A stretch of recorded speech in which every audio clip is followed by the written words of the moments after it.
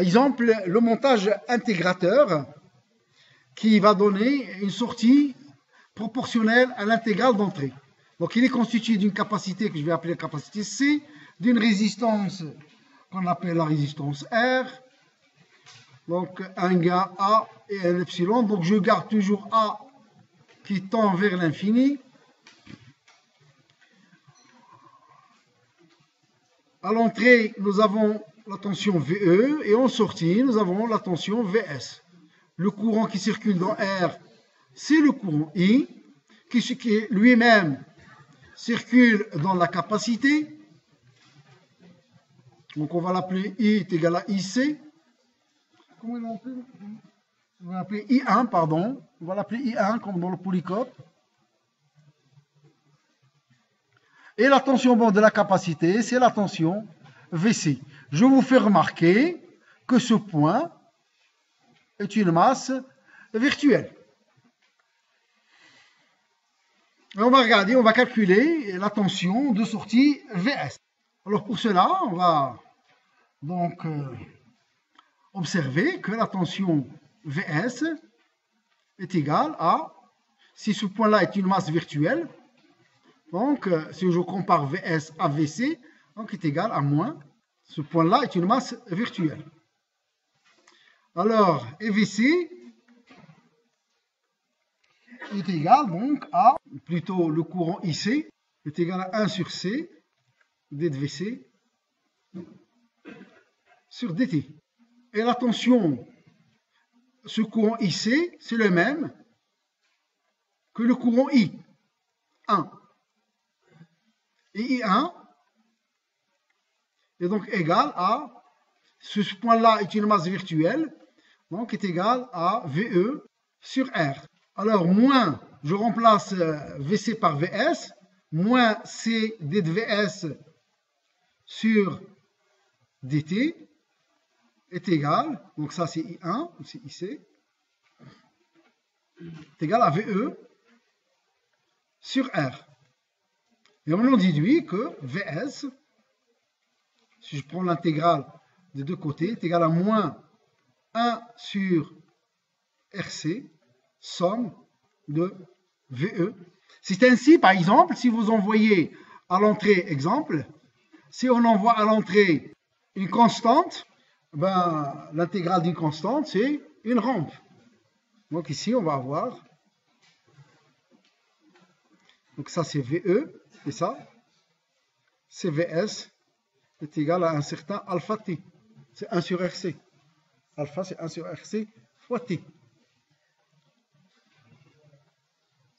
Donc, il ne peut pas aller très, très loin. Ça va s'arrêter à VCC. Donc, ça peut monter, mais lorsqu'il arrive à VCC, ça va s'arrêter. Donc, il y a toute une étude là-dessus qu'on verra en S6 dans le domaine fréquentiel. Ça, c'est dans l'analyse dans le domaine temporel, dans le domaine T. Donc, dans le domaine complexe, c'est-à-dire à ce moment-là, il s'agira de oméga ou de F. Donc, le gain. Donc, là, ça devient très simple. Le rapport VS sur VE est égal à, ceci on va l'appeler Z, Z moins Z sur R, avec Z est égal à 1 sur J, c'est oméga. Et VS est égal à moins 1 sur J, R, C oméga, VE. Et ça, c'est bien une intégration dans le domaine complexe. Le 1 sur J, C oméga, au moins J alpha, c'est donc on fait tourner, si vous vous rappelez du vecteur de Fresnel, donc on tourne de 90 degrés, donc c'est une intégrale. Donc on tourne vers le sens positif. Alors la même chose, on va l'appliquer pour réaliser un dérivateur, étant donné que vous voyez là qu'il y a une espèce de dérivation. Donc on va profiter de cette propriété pour réaliser un dérivateur. Donc c'est l'opposé de montage précédent, ou le symétrique, ou le dual, comme on veut, du montage précédent, c'est-à-dire la capacité qui était là qui était entre la borne moins et la sortie VS, on la met à l'entrée. Ici, nous avons toujours notre tension VC, I1 ou IC. Donc, le courant I1 ou IC reste ici. Donc, ici, nous avons I est égal à 0, Epsilon est égal à 0.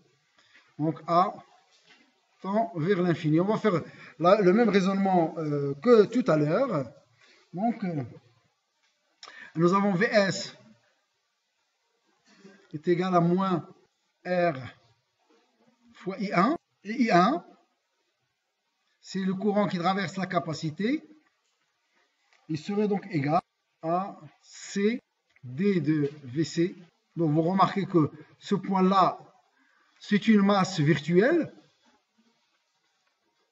Et VC est égal à VE. AC D de VE sur DT. Entre ce point-là et la masse, hein, c'est toujours la même tension. Et à ce moment-là, VS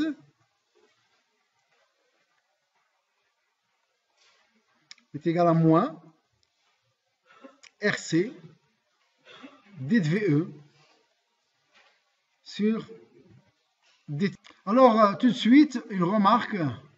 On évite d'utiliser ce type de montage, car il y a le domaine de temps ici. On peut faire une analyse fréquentielle, ou une analyse complexe, ou une analyse harmonique dans le domaine fréquentiel. Et bien à ce moment-là, il suffit d'écrire que VS est égal à moins VE, donc R, sur Z. Donc est égal à moins J, R, C oméga, V, tout simplement. Et là, vous avez une rotation arrière du vecteur de Fresnel. Parmi les montages, alors tout ceci, jusqu'à maintenant, la tension de sortie est proportionnelle à la tension d'entrée. Donc jusqu'à maintenant, tout ce que nous avons écrit, VS est toujours proportionnel, soit à l'intégrale, soit à la dérivée, soit de façon constante à la tension d'entrée ou aux tensions d'entrée. Bien là, on va attaquer. Alors, ça s'appelle de l'électronique linéaire. Bon, on peut parler de l'électronique non linéaire où cette condition de proportionnalité n'est plus valable. Bon, alors, dans le cas d'électronique, on va faire une application dans le cas d'une électronique non linéaire. C'est ce qu'on appelle le comparateur de seuil. On ne va pas rentrer dans l'étude de l'électronique non linéaire, c'est un peu compliqué. Donc, on va voir quelques exemples. On est 6. Mais parmi les applications non linéaires, on a ce qu'on appelle le comparateur de tension. C'est une application qui est intéressante dans l'analyse des montages bascules, monostables, bistables, astables. Donc, ce sont les bascules donc, qui sont intéressantes. Donc, alors, vous remarquez que dans ce cas-là, dans le cas du non linéaire, ou bien dans le cas de cette application, donc c'est d'électronique non linéaire, bien l'amplificateur est utilisé en boucle ouverte.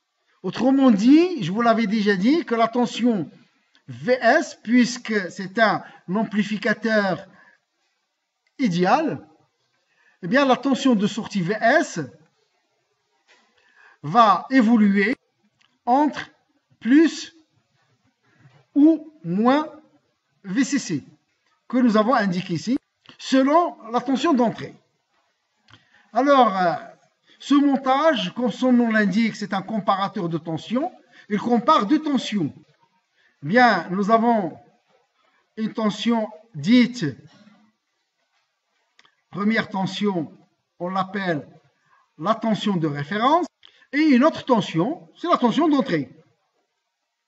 Première tension, deuxième tension, c'est la tension d'entrée.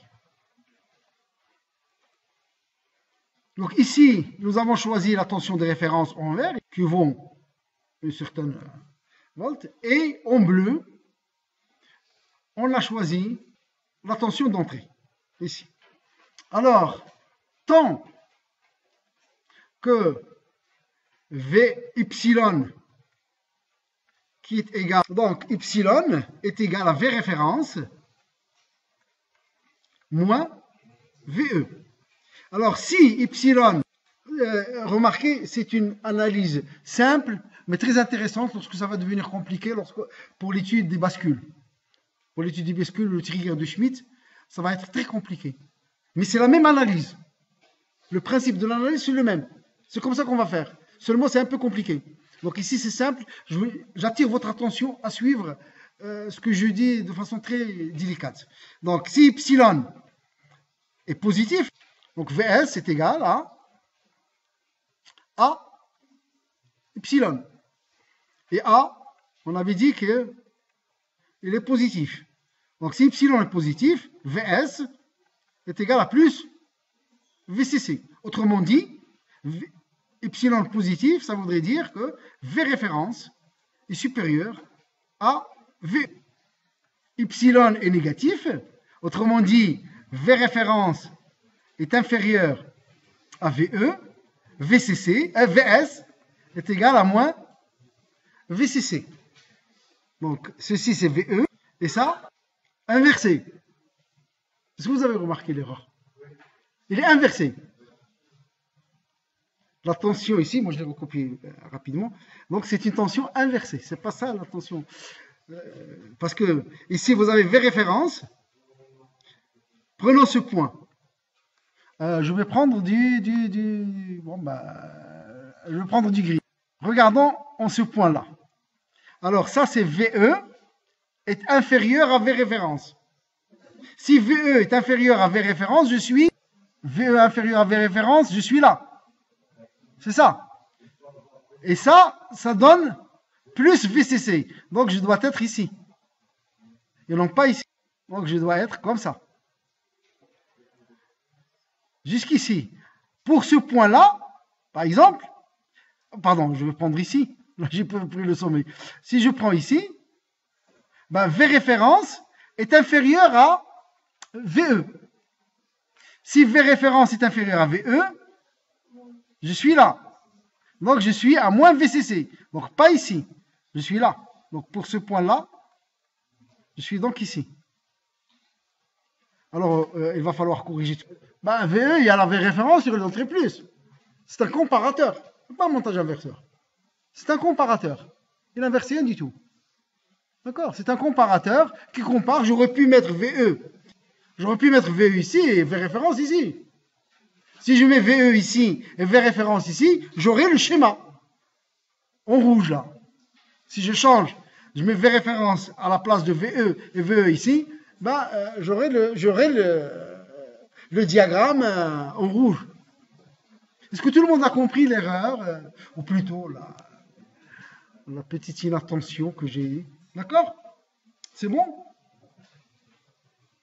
Donc, alors la tension de sortie, donc, c'est ce qui est en noir et ce n'est pas ce qui est en rouge. Bon, alors, donc ça, c'est les premières applications. Parmi les applications aussi très intéressantes, malheureusement, qu'on ne peut pas faire en TP parce qu'il n'y a pas le temps, tout simplement. C'est pas compliqué, mais il faut avoir plus de TP. C'est les filtres. Vous connaissez les filtres passifs. Les filtres passifs, ce sont tous les filtres qui sont composés de capacité et de résistance et de self. Donc, ils atténuent. Il n'y a rien qui leur apporte d'énergie, ils consomment de l'énergie. Et donc, la sortie est toujours, l'amplitude de la tension de sortie est toujours inférieure à l'amplitude de la tension d'entrée pour les filtres passifs. Par contre, pour les filtres actifs, il y a l'amplificateur opérationnel qui, lui, va apporter de l'énergie grâce aux tensions plus et moins VCC. Et donc, la tension de sortie va être amplifiée par rapport, si vous voulez, par rapport au filtre passif. Alors, le schéma général d'un filtre, c'est un schéma que nous avons déjà eu l'occasion de voir. C'est donc un montage différentiel. Mais au lieu d'avoir des résistances, eh bien, on va avoir des impédances. Donc, je garde toujours mon A tend vers l'infini. Alors, je ne vois pas. Bon, alors, la tension de sortie VS pour ce montage, eh bien, il suffit de remplacer les R par les Z. C'est égal à Z4 sur Z3 plus Z4, facteur de 1 plus Z2 sur Z1, V1, moins Z2 sur Z1, V2. Et Z, ça peut être une capacité ou une self, ou une combinaison. Ça peut être tout un réseau électrique. Z2 peut être, par exemple, une self en parallèle avec une résistance qui est en série avec une capacité. Donc ça peut être tout ce qu'on veut. Z, ce sont des impédances qui peuvent être simples ou des impédances qui font appel à plusieurs éléments. Donc Z, ça peut être capacité, self ou combinaison. C'est-à-dire, vous pouvez avoir ceci. Ça peut être tout ça, ça peut représenter par exemple Z2. Par exemple. Donc ça peut être très compliqué. Comme ça peut être des choses très très simples. Nous allons bien entendu commencer par des choses très simples. Alors parmi les filtres, donc on va les étudier, il y a les filtres du premier ordre et les filtres du second ordre. Les filtres du premier ordre,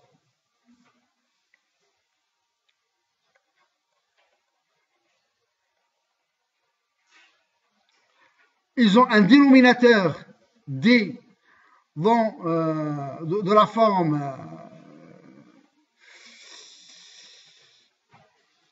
alpha plus bêta P à la puissance 1, avec P est égal à J oméga. Donc, avec une puissance, ce sont des fonctions complexes. Sigma sur alpha plus bêta P, donc la fonction de transfert, donc ici c'est 1 pour le premier ordre. Pour le deuxième ordre, eh bien, la puissance elle est de 2.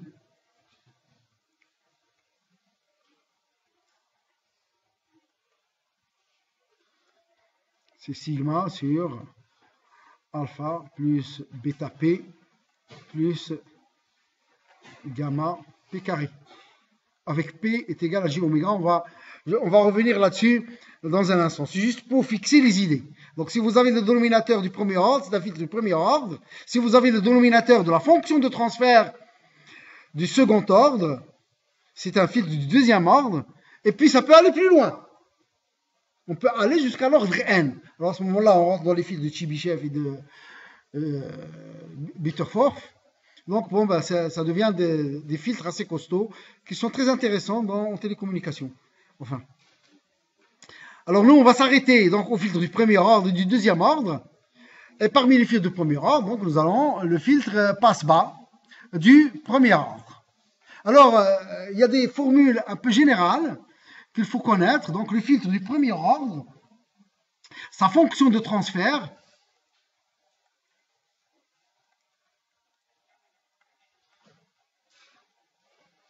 générale, la forme, il s'écrit H, J oméga bien sûr, ou de P, qui est égal à un certain K sur 1 plus taux P. Avec P, c'est J oméga. Vous avez fait les transformés de Laplace. Donc P, c'est la variable de Laplace. Donc voilà la forme générale. Tous les filtres passe-bas du premier ordre, ils ont cette allure et cette forme. Donc souvent, vous êtes amené à formuler des équations sous cette forme. Il y a énormément de montages de filtres passe-bas. Un exemple ici. Donc on rentre sur la borne moins avec la tension VE à travers une résistance R1. Donc ici, donc, la borne plus va directement à la masse Ce qui veut dire qu'ici, j'ai une masse virtuelle. Ici, j'ai la capacité C et la résistance R2.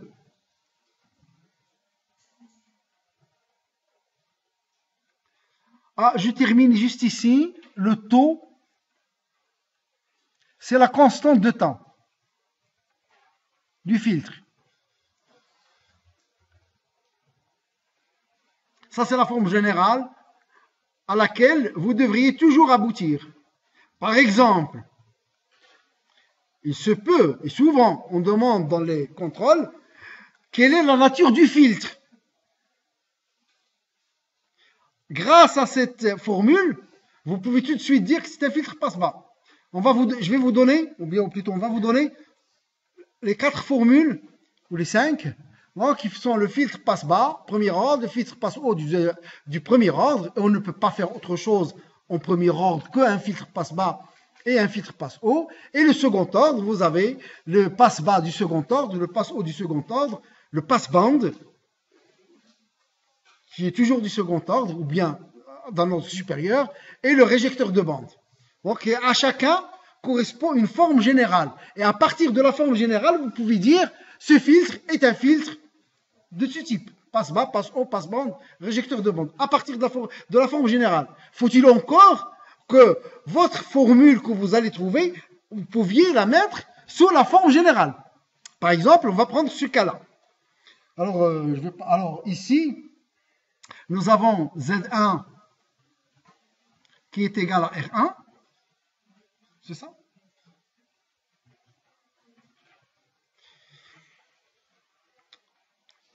Z2, c'est donc, comme je viens de vous le dire, c'est la combinaison d'une capacité et d'une résistance.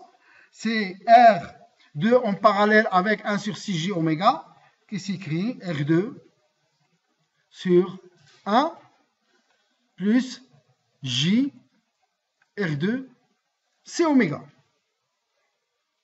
Et la fonction de transfert, H de P, ou bien c'est le gain, donc H de P, par définition, c'est la tension de sortie, c'est le gain, c'est la tension d'entrée. Seulement pour les filtres, on étudie H de P comme fonction de transfert. Donc c'est Vs de P sur VE de P. Mais vous n'avez pas besoin, puisqu'on nous sommes toujours en sinusoïdal. Donc le Vs et le VE de P, ce sont des Dirac. Bon, c'est pas un problème. Donc ici, c'est Z moins Z2 sur Z1. Alors, on effectue les calculs. Donc ça nous me donnera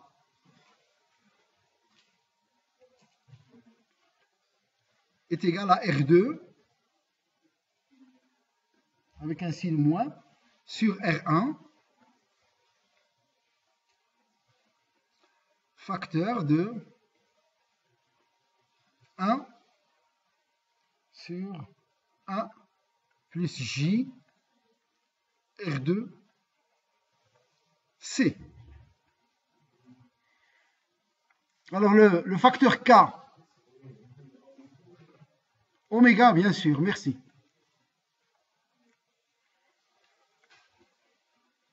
Ça c'est le facteur K. Ça c'est le oméga, le J oméga, c'est le P. Et taux est égal à 1 sur R de C. Et mon filtre, il est totalement défini.